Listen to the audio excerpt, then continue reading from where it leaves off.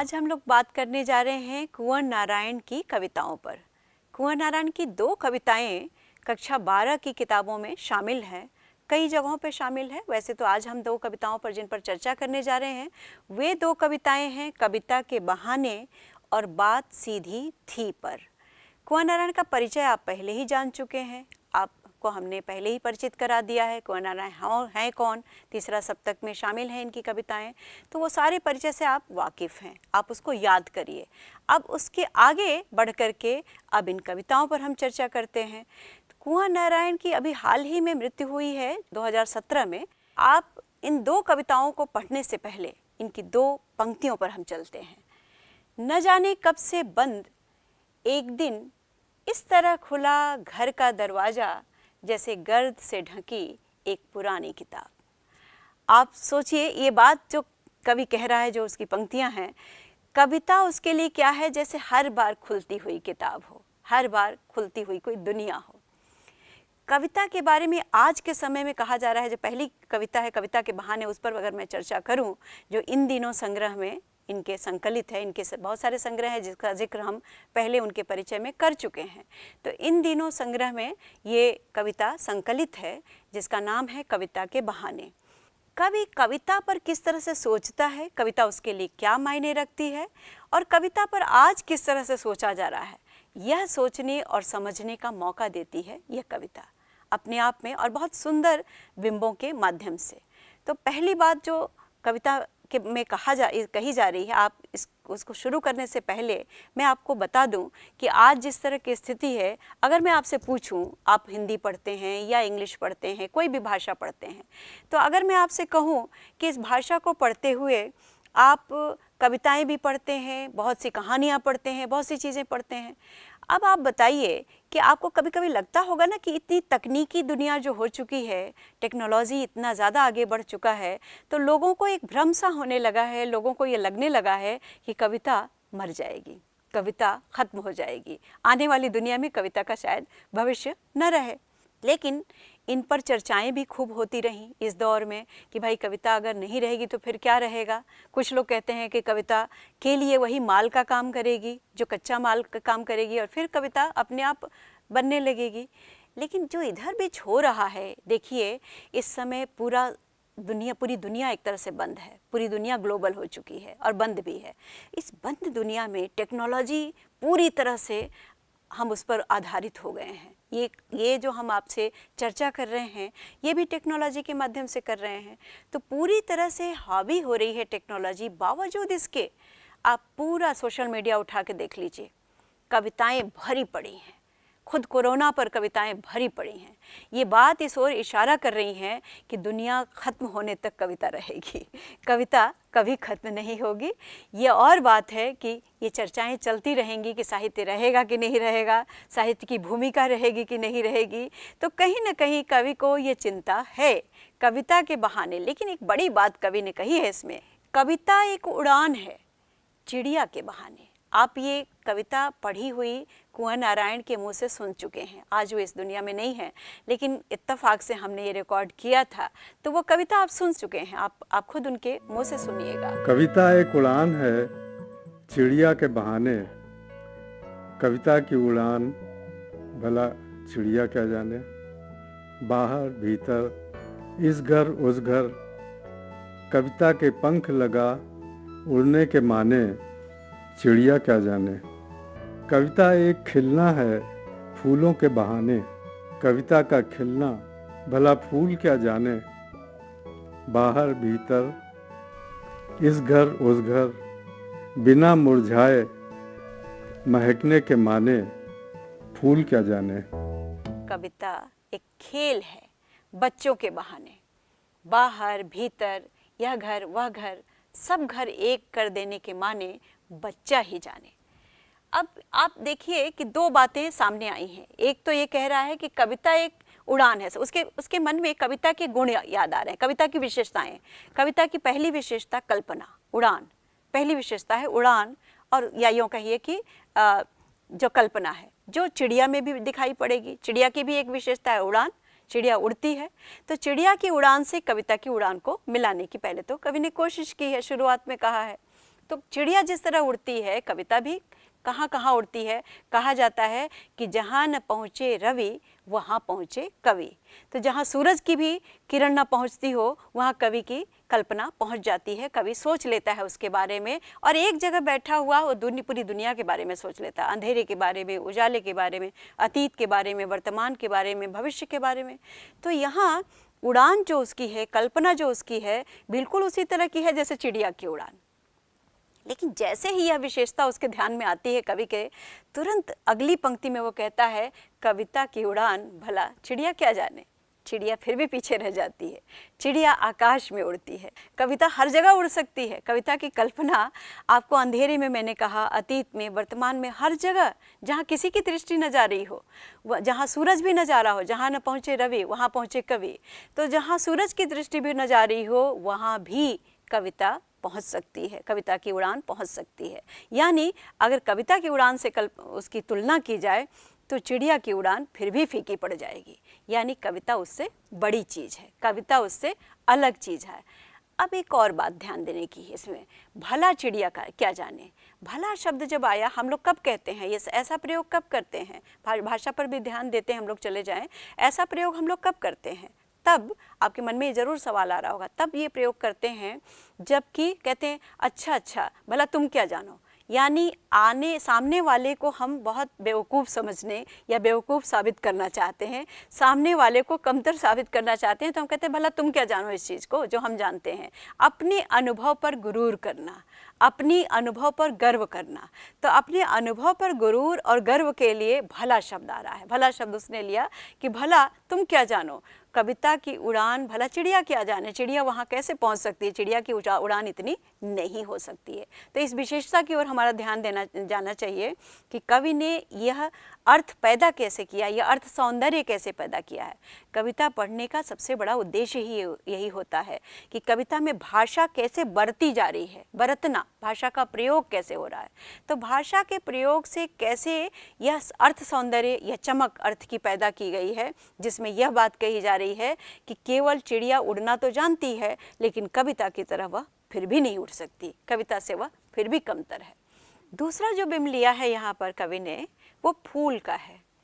फूल क्या करता है, कविता एक खिलना है फूलों के बहाने।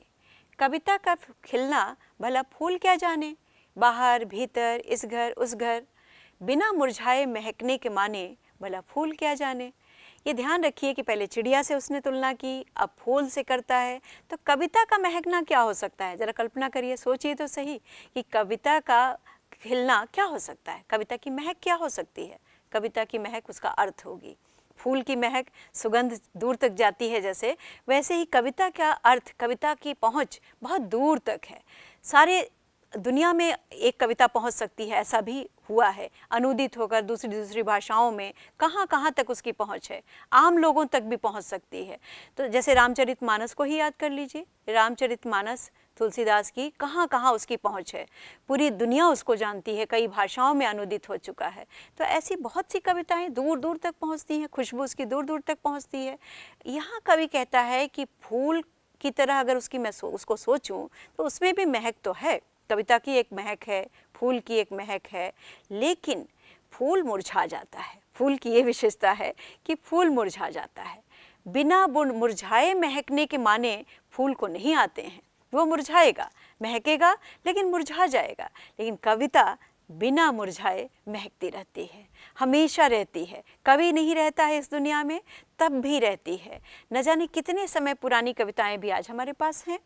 फूल आज खिला और कल नहीं रहेगा, उसकी खुशबू जरूर रहेगी लेकिन वह नहीं रहेगा। लेकिन कविता में वह विशेषता है। तो कविता फूल भी सिर्फ नहीं हो सकती, कविता चिड़िया भी सिर्फ नहीं हो सकती। भला शब्द का यहाँ भी वही प्रयोग किया गया है, जैसे मैंने पहले कहा कि भाई कहीं गुरूर, एक गर्व की बात है कि जो ये बात कविता में दिखाई पड़ रही है वो फूलों में नहीं दिखाई पड़ रही है। तीसरा जो बिंब आया है कि कविता एक खेल है बच्चों के बहाने।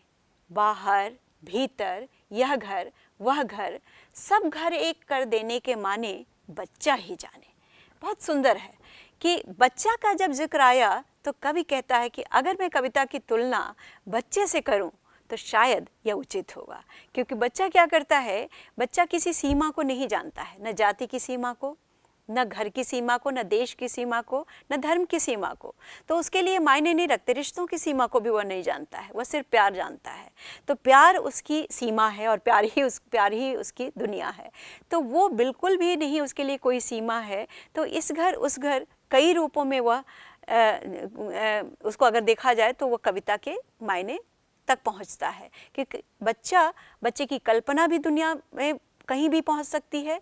बच्चा प्यार के दृष्टि से भी देखा जाए तो वो दुनिया में उसके लिए कोई पराया नहीं है, हर कोई अपना है, हर कोई उसके अपने करीबी है। भाषा हो तो भी उसके लिए बहुत मायने नहीं रखती, कोई दूसरी भाषा हो, कोई दूसरी लोग हों, दूसरे जाति के लोग हों, दूसरे समुदाय के लोग हों, दूसरे धर्म के लोग हों, दूसरे देश के लोग हों, वो सब उसके लिए कोई मायने नहीं रखती। यानी कोई दीवार उसके लिए मायने नहीं रखती। बिल्कुल यही काम कविता के साथ होता है। कविता के लिए भी कोई दीवार उसकी मायने नहीं रखती है। जैसे जैसे हम बड़े होते हैं, हमारी समझदारी बढ़ती जाती है, वैसे वैसे बहुत तरह की सीमाएं भी हमारे पास आती चली जाती हैं, दीवारें भी हम बना लेते हैं और उन दीवारों के भीतर हम कैद होते चले जाते हैं, जो बच्चे के लिए मायने नहीं रखती हैं। बच्चे की सीमा असीम है, वह किसी भी जगह जा सकता है, किसी के लिए भी कल्पना कर सकता है, किसी से भी प्यार कर सकता है, किसी से भी, जहाँ कहीं से भी प्यार उसे मिला है उससे प्यार कर सकता है। चाहे पशु हो, पक्षी हो, प्रकृति हो, व्यक्ति हो, वो हर किसी से प्यार कर सकता है बिना किसी भेदभाव के। तो ये बात कवि कहता है, चिड़िया की अगर तुलना करूं तो वो भी कविता के करीब नहीं पहुंचती, फूल की अगर तुलना करूं तो वो भी कविता के करीब नहीं पहुंचती, लेकिन कविता के करीब अगर कोई पहुंचता है तो वह एकमात्र, अगर मुझे लगता है कि बच्चा पहुंचता है। बहुत सुंदर आपको मैं एक याद दिला दूं कि सुमित्रा नंदन पंत जो छायावादी कवि हैं, सुमित्रा नंदन पंत ने अपनी एक कविता लिखी थी। शुरुआत जब की थी तो उन्होंने लिखा था, छोड़ द्रुमों की मृदु छाया, तोड़ प्रकृति से भी माया, बाले तेरे बाल जाल में कैसे उलझा दूं लोचन। प्रकृति से वो प्रेम करते हैं, कहते हैं प्रकृति इतनी खूबसूरत है कि मुझे मनुष्य की तरफ जाने की ज़रूरत नहीं पड़ती है। यही सुमित्रा नंदन पंत जब बाद में प्रगतिवादी हो गए, छायावाद से थोड़ा सा उनका आगे बढ़े, तो उन्होंने एक कविता लिखी, सुमन सुंदर विहग सुंदर, मानव तुम सबसे सुंदरतम। ये पक्षी जो हैं वह भी सुंदर हैं, फूल भी बहुत सुंदर है, लेकिन मनुष्य सबसे सुंदर है। अगर मैं याद करूं उसको तो थोड़ी सी उसकी झलक मुझे दिखती है कि यहाँ कुंवर नारायण भी यही कह रहे हैं कि कहीं मनुष्य जो है वह इन प्रकृति से कुछ आगे है। चाहे वो चिड़िया हो, चाहे वो फूल हो, इन सब की अपनी सीमाएं हैं, लेकिन मनुष्य की तो कोई कल्पना की सीमा ही नहीं है। वो कहीं भी जा सकता है, पूरी दुनिया में घूम सकता है और वह पूरी दुनिया को अपना मान सकता है। ये एक बहुत बड़ा इशारा है इस ओर भी कि हम लोग जो सांप्रदायिक चीज़ों में पड़े रहते हैं, जाति पाति में पड़े रहते हैं, कई तरह के भेदभाव में पड़े रहते हैं, उन सब से ऊपर उठकर एकमात्र मनुष्य है जिसे पूरी दुनिया को अपना मान करके चलता है। हम लोग सर्वधर्म समभाव की बात करते हैं, वसुधैव कुटुंबकम की बात करते हैं, लेकिन कहते हैं सिर्फ, यह लागू नहीं कर पाते हैं, यह अपने जीवन में नहीं उतार पाते हैं। यह बात कहीं न कहीं इस ओर भी इशारा कर रहा है इस कविता के माध्यम से। इसमें भाषा संबंधी मैंने जो बातें कही वो उस पर हम लोग को ध्यान देना चाहिए। भला जो आया है संबोधित कर रहा है कि भला क्या जाने, तो ये क्यों आता है, और आप प्रयोग करके देखिए खुद भी कि भला शब्द का हम कहाँ कहाँ और कब कब प्रयोग करते हैं। आप हिंदी के विद्यार्थी हैं, आप अच्छी तरह जानते हैं कि कौन सी परिस्थितियों में भला शब्द का हम प्रयोग करते हैं। भला, एक भला का मतलब होता है अच्छा, और एक भला का मतलब होता है केवल संबोधित करने के लिए। तो सवाल ये है कि हम कहाँ कहाँ और किन किन परिस्थितियों में ऐसा प्रयोग करते हैं। यह आप खुद करके देखिएगा और खुद एक और काम करके देखिएगा। यह भी देखिएगा कि कविता के बारे में जब बात करें तो कविता की तुलना हम किस किस से कर सकते हैं। यहाँ तो कवि ने चिड़िया से किया, फूल से किया, लेकिन मनुष्य, बच्चा उसको उसके करीब लगा। लेकिन आपको किस किस के करीब लगती है कविता, कैसे लगता है, ये बात हमें समझने की ज़रूरत है और आप करके देखिएगा, हम लोग उस पर ज़रूर चर्चा करेंगे। आज जिस दूसरी कविता पर हम चर्चा करने जा रहे हैं वो दूसरी कविता है बात सीधी थी पर। अच्छा, ये कविता जो है कोई दूसरा नहीं संग्रह में संकलित है। इनके संग्रहों पर चर्चा हम पहले कर चुके हैं, आप संक्षिप्त परिचय जो इनका हमने दिया था उसमें आप देख चुके हैं। कोई दूसरा नहीं संग्रह का नाम है, उसी संग्रह में ये संकलित है। बात सीधी थी पर। अब इस कविता को अगर आप थोड़ा सा पढ़कर देखें, बात सीधी थी पर एक बार भाषा के चक्कर में जरा टेढ़ी फंस गई।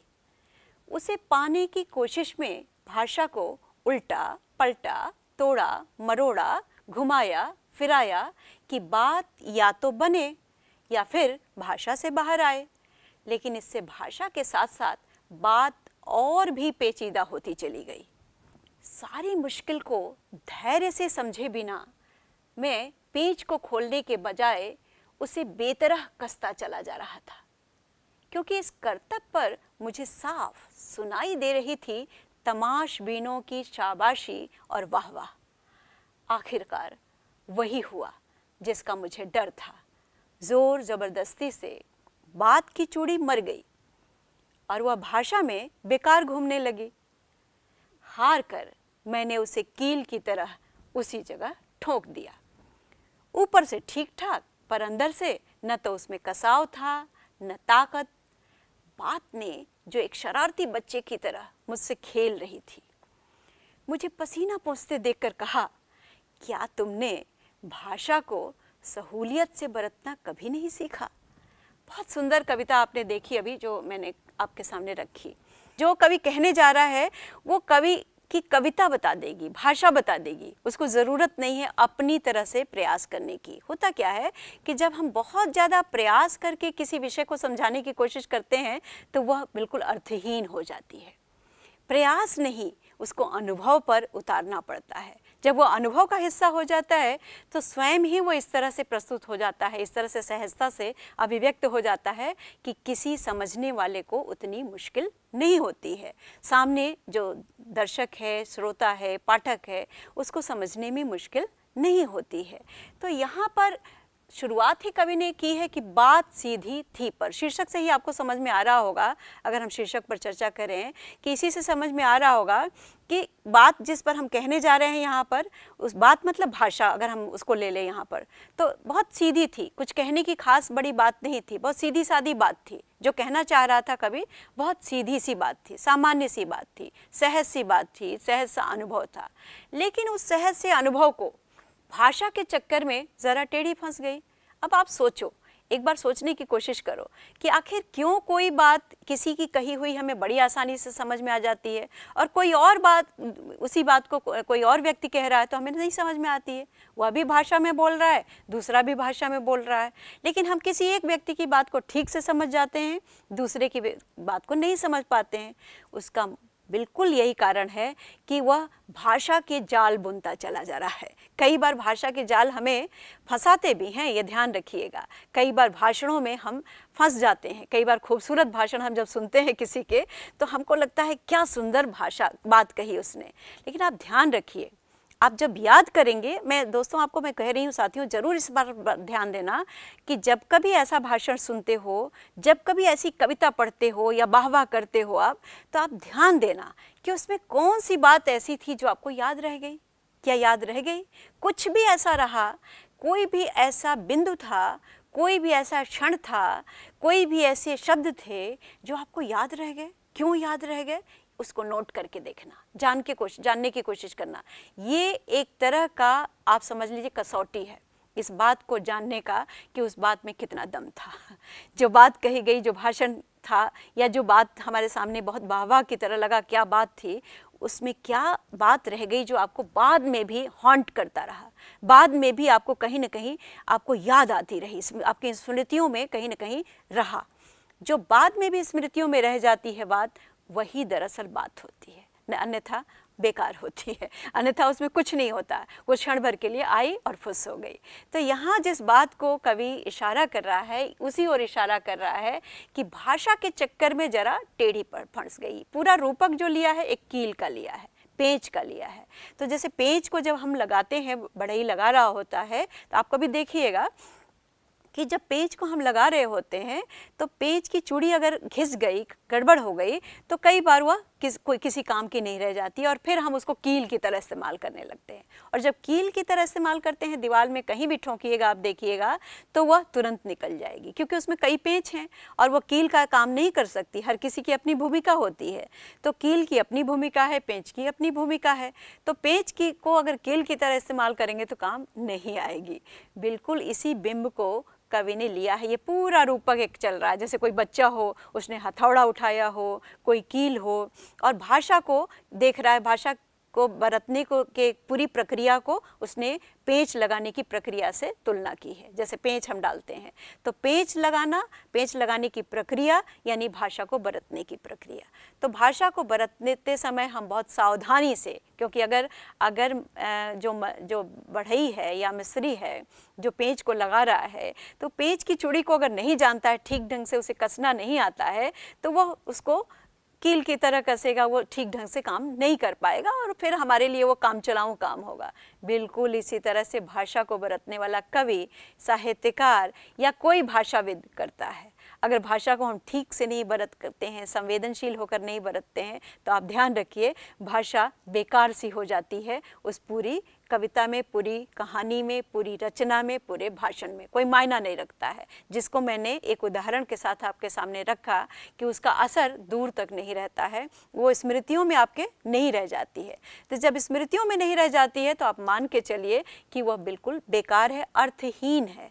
अर्थ हमेशा महक की तरह, जैसे फूल की खुशबू होती है, उस फूल की महक की तरह, फूल की खुशबू की तरह बहुत देर तक आपका साथ देती है, बहुत देर तक आपके पास रहती है और बार बार याद आती है। जीवन के किसी भी क्षण, जीवन के किसी पल में भी याद आती है। तो उसी बात को यहाँ पर उसने पूरे रूपक के माध्यम से कहने की कोशिश की है। उसे पाने की कोशिश में भाषा को उल्टा पलटा, तोड़ा मरोड़ा, घुमाया फिराया कि ये बात या तो बने या फिर भाषा से बाहर आए।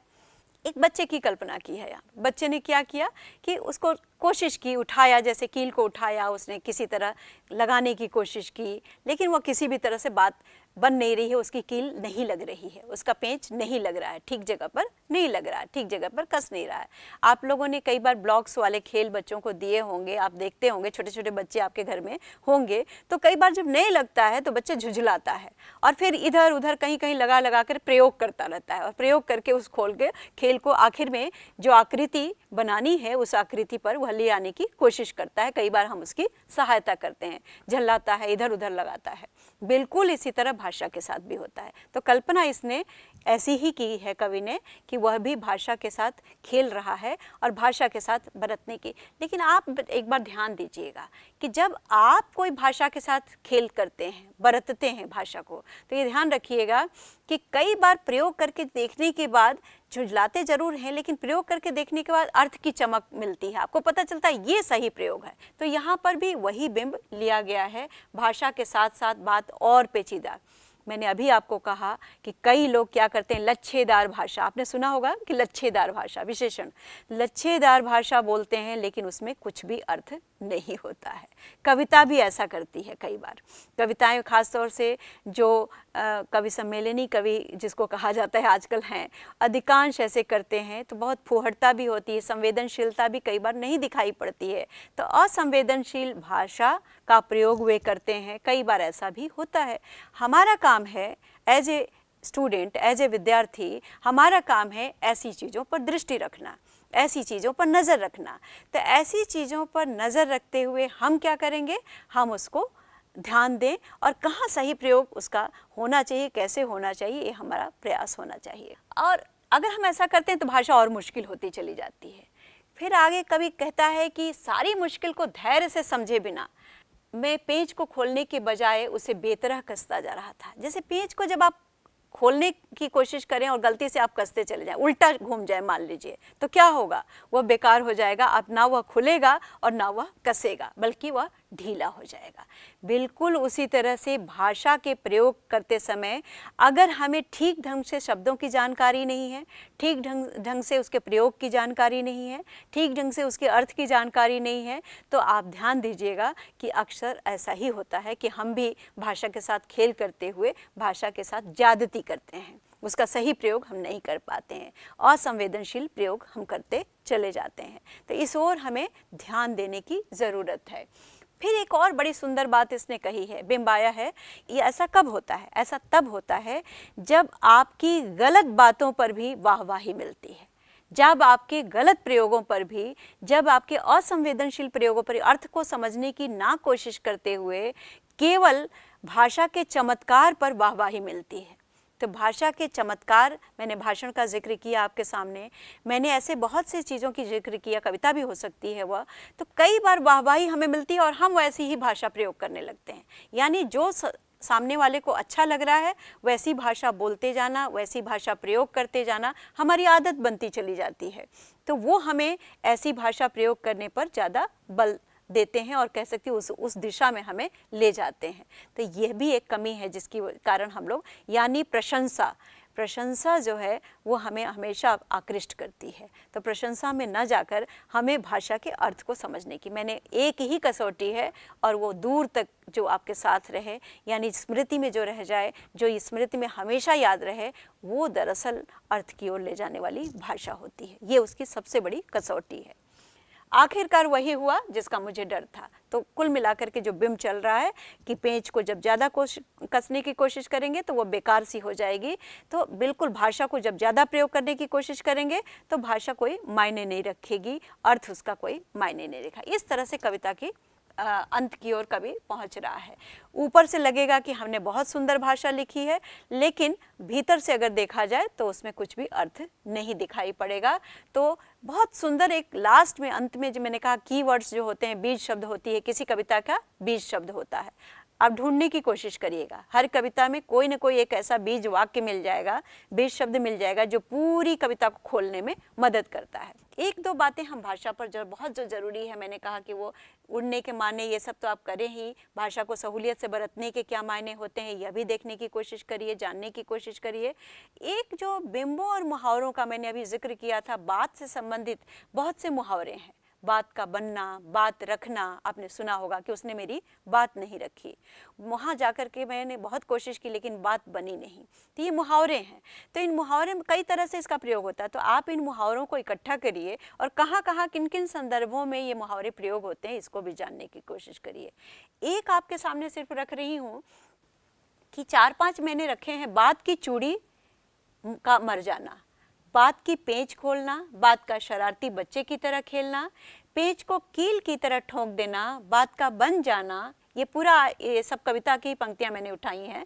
और इसकी विशेषता अगर मैं देखूं तो 4-5 मैंने रखे हैं और कौन सा किससे क्यों मैच कर रहा है, कौन कितना करीब है, अर्थ के क्यों करीब नहीं है, थोड़ा सा मैं 1-2 उदाहरण देकर समझाने की कोशिश करेंगी।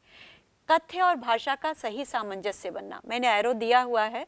बात का बन जाना का ज़्यादा करीब किससे पहुंच रहा है, कथ्य और भाषा का सही ढंग से सामंजस्य न बने।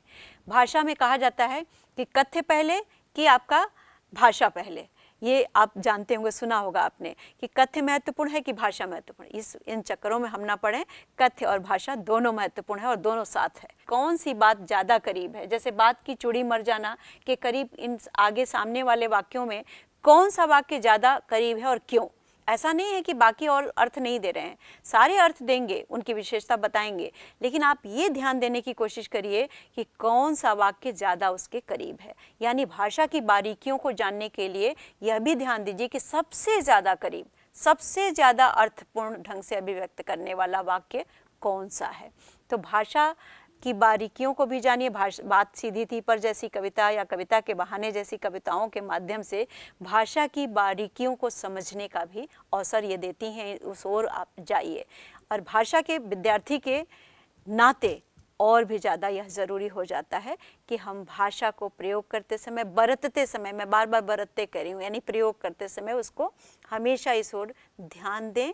यह कविता इस ओर इशारा करनी है। कुछ हमने आपको सुझाए गतिविधियाँ, कुछ आप खुद करके देखिएगा और प्रयोग करके देखिएगा। बात के मुहावरों को उठाकर देखिएगा और जगह जगह प्रयोग करके देखिएगा और अपने भाई बहन, माँ पिता और अपने आसपास वालों से जानने की कोशिश करिएगा कि कहाँ सही ढंग से यह प्रयोग हो सकता है।